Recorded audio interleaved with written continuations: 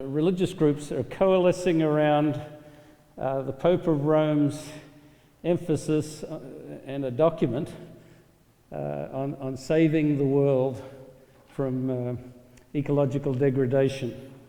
But it hasn't happened in a moment. Pope Benedict, back in 2008, and anyone remember 2008? It was a big year. In our neighbourhood, the houses dropped to about half value. It was like the world was in free fall, and I remember going on the internet and seeing a visual.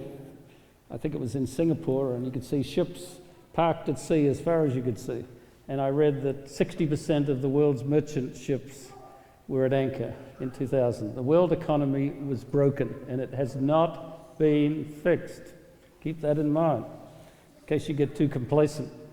And in the last several years, the US government has done something that I think is suicidal, but they've done it under what George Orwell introduced us to, if you read his book 1984, using language to confuse people, like peace meant war and so on.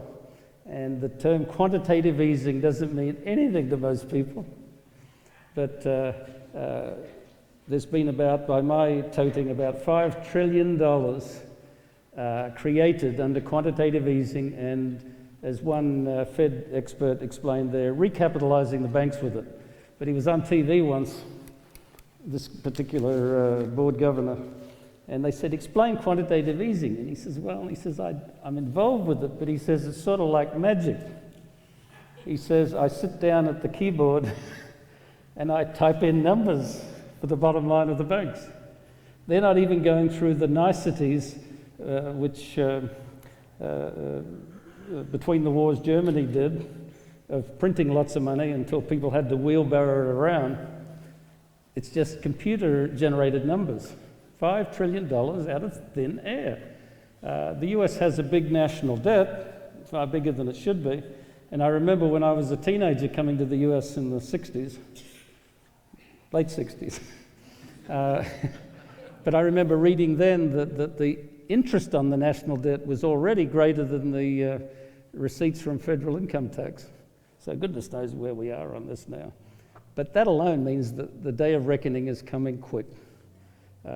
You can't print or make up money out of thin air without a consequence. And normally, for the national debt, the way they create it is the government issues bonds, which means they want money, and they're selling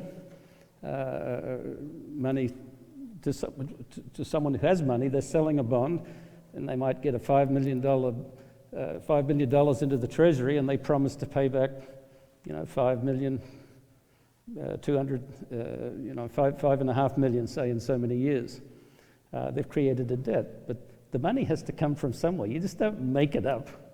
Once you do that, you're setting us up for what Revelation says, that the merchants finally one day will stand off and bewail that this whole structure has collapsed in 1 hour, because all it depends upon is confidence. It's not based on gold. It's not based on beads around a neck or units of productivity or anything. It's just, do you think it's money? If you think it's money, it's fine. Piece of